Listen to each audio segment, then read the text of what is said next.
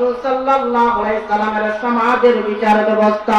আল্লাহর হাবিব সাল্লাল্লাহু আলাইহি সাল্লাম সমাজের মধ্যে ন্যায় প্রতিষ্ঠা করেছেন, ইনসাফ প্রতিষ্ঠা করে গেছেন, সুবিচার প্রতিষ্ঠা করে গেছেন। অতএব আল্লাহ পাক রব্বুল আলামিন ইরশাদ ফরমান, ওয়া ইযা হাকামতুম বাইনান নাসি আন তাহকুমু বিল আদল। তোমরা যখন সমাজের মানুষদের পূর্বমীমাংসা করতে যাইবা, বিচার করতে যাইবা, তখন ইনসাফের ভিত্তিতে বিচার করবা। ইনসাফের ভিত্তিতে তোমরা বিচার করবা, সুবিচার করবা, ন্যায় বিচার করবা। অর্থাৎ গরিব হইলে তার উপর পুরাপুরি জরিমানা আদায় করবা, পুরাপুরি শাস্তি দিবা। আর ধনী হইলে তাকে শাস্তি না দিয়ে ছেড়ে দিবা। এমনটা তোমরা পশ্চিম কালে করবা না। আর যদি এমনটা তোমরা করো, তাহলে পূর্বেকার যুগের উপর যেইভাবে তাদের এই অপরাধের কারণে তাদের শাস্তি উপদিত হয়েছে আল্লাহর পক্ষ থেকে, আযাব আর গজব নাযিল হয়েছে, ঠিক তেমনি ভাবে তোমাদের উপরও আল্লাহর আযাব আর গজব নেমে আসবে। অতএব সাহাবায়ে কেরাম রাসূল সাল্লাল্লাহু আলাইহি সাল্লাম সুবিচার সমাজের মধ্যে প্রতিষ্ঠা করে গেছেন। সেই সুবিচারকে ধরে রেখেছেন সাহাবায়ে কেরাম। সাহাবায়ে কেরাম কিভাবে সুবিচার করে গেছেন, সমাজের মধ্যে ন্যায় প্রতিষ্ঠা করে গেছেন, ইনসাফ প্রতিষ্ঠা করেছেন, তার একটা দৃষ্টান্ত আপনাদের সামনে তুলে ধরছি। আমিরুল মুমিনিন খলিফাতুল মুসলিমিন হযরত আলী রাদিয়াল্লাহু তাআলা আনহু তখন রাষ্ট্রনায়ক, রাষ্ট্রপতি, প্রেসিডেন্ট। তখন কার যুগে আমিরুল মুমিনিন হযরত আলী রাদিয়াল্লাহু তাআলা আনহু গায়ের যুদ্ধের পোশাকটা হারিয়ে গেছে। খলিফাতুল মুসলিমিন হযরত আলী রাদিয়াল্লাহু তাআলা আনহু ওনার গায়ের যুদ্ধের কাপড়টা হারিয়ে গেছে। হঠাৎ করে দেখলেন এক ইহুদির গায়ে সেই পোশাকটা। খলিফাতুল মুসলিমিন হযরত আলী রাদিয়াল্লাহু তাআলা আনহু ইহুদিকে বললেন, হে ইহুদি, এই পোশাকটা তো আমার, তুমি কোথায় পেলে? এবার ইহুদি জবাব দেয়, না না না, এই পোশাকটা তো আমার। খলিফাতুল মুসলিমিন হযরত আলী রাদিয়াল্লাহু তাআলা আনহু দাবি করতেছেন খলিফার, কিন্তু এই ইহুদি দাবি করেন, না না, এটা আমার। অতএব উভয়জন মিলে আদালতের মধ্যে মামলা দায়ের করলেন। অথচ খলিফাতুল মুসলিমিন হযরত আলী রাদিয়াল্লাহু তাআলা আনহু তখন রাষ্ট্রপ্রধানের বিরুদ্ধে আদালতে মামলা দায়ের। তখন কাজী ছিলেন কাজী সুরাই রাদিয়াল্লাহু তাআলা আনহু। কাজী সুরাই আদালতে মামলা দায়ের করা হলো। এবার কাজী সুরাই আমিরুল মুমিনিন খলিফাতুল মুসলিমিন হযরত আলী রাদিয়াল্লাহু তাআলা আনহুকে আদালতের কাঠগড়ায় দাঁড় করালেন।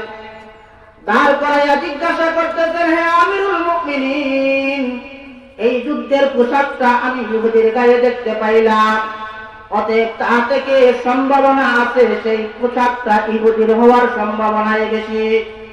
কিন্তু আপনি যেহেতু দাবি করতেছেন এই পোশাকটা আপনার, অতএব ইসলামের বিধান হলো যদি কোনো ব্যক্তি দাবি করে ওই জিনিসটা তার দাবির পক্ষে সাক্ষী আনতে হবে, দুইজন সাক্ষী পেশ করতে হবে। ও আমিরুল মুমিনিন খলিফাতুল মুসলিমিন আলী, আপনি যেহেতু দাবি করছেন এই পোশাকটা আপনার, অতএব আপনার দাবির পক্ষে আপনি দুইজন সাক্ষী পেশ করেন। এবার খলিফাতুল মুসলিমিন হযরত আলী রাদিয়াল্লাহু তাআলা আনহু সাক্ষী হিসাবে পেশ করলেন ওনার ছেলে হযরত হাসান রাদিয়াল্লাহু তাআলা আনহুকে। বিচারপতি ডাক দিয়ে বললেন, খলিফাতুল মুসলিমিন ওয়া আমিরুল মুমিনিন, ইসলামী আদালতে, শরীয়ত আদালতে বাপীর পক্ষে সন্তানের সাক্ষী গ্রহণযোগ্য নয়, অতএব আপনি অন্য কোন সাক্ষী পেশ করেন। আলী রাদিয়াল্লাহু তাআলা বলেন, আমার কোনো আর সাক্ষী নাই। এবার কাজী সুরাই বললেন, দুঃখিত খলিফাতুল মুসলিমিন, রায়টা আমি আপনার পক্ষে দিতে পারলাম না, যেহেতু আপনার কোনো সাক্ষী নাই, অতএব প্রমাণ হয়ে গেল এই পোশাকটা ইহুদির, অতএব আমি রায় দিয়ে দিলাম সেই পোশাকটা ইহুদির। এইভাবে খলিফাতুল মুসলিমিন রাষ্ট্রপ্রধান হওয়ার পরেও আদালতের কাঠগড়ায় দাঁড় হয়েছেন। এটা হলো আল্লাহর নবীর আদর্শ, এটা হলো আল্লাহর নবীর রেখে দেওয়া ইনসাফ। আল্লাহ নবীর রেখে দেওয়া আমানত, আল্লাহর নবীর রেখে দেওয়া সুবিচার। খলিফাতুল মুসলিমিন হযরত আলী রাদিয়াল্লাহু তাআলা আনহু রাষ্ট্রপ্রধান থাকা অবস্থায় ওনাকে আদালতের কাঠ গড়ায় দাঁড় করানো হচ্ছে। এভাবে যখন রায় দিয়ে দিলেন কাজী সুরাই, ও ইহুদি এই চাদরটা তোমার, তুমি নিয়ে যাও, এই পোশাকটা তোমার, তুমি নিয়ে যাও। রায় পাইয়া ইহুদি চাদরটা নিয়া সামনের দিকে অগ্রসর হইতেছে, কিন্তু আলী রাদিয়াল্লাহু তাআলা আনহু দেশের প্রেসিডেন্ট হওয়ার পরেও উনি বলেন না, এই বিচারপতি আমার বিরুদ্ধে রায় দিয়েছে, তার বিরুদ্ধে বন্যা বাহিনী লেলিয়ে দেন না, যে যাও যাও তোমরা তাকে যেইভাবে পারো তোমরা হেনস্থা করো, এই কথা বলেন নাই।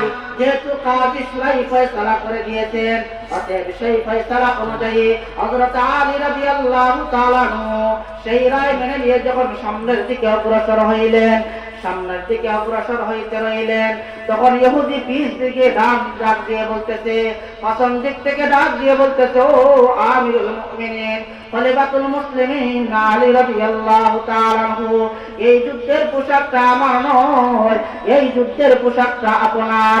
যুদ্ধের সময় আপনি এক জায়গা, আমি এই জায়গা এক জায়গার মধ্যে এই পোশাকটা পরে দেখতে পাই, তখন আমি সেটা চুরি করে নিয়ে যাই, কিন্তু আপনার সেই আদালতের মধ্যে আপনার নিয়োজিত বিচারপতি আপনার বিরুদ্ধে যে রায় দিয়েছে, অতএব আমার বিশ্বাস হয়ে গেছে এই ধর্ম কোনো মানব রচিত ধর্ম নয়, এই ধর্ম স্বয়ং আল্লাহ পাক রব্বুল আলামিনের পক্ষ থেকে প্রেরিত ধর্ম।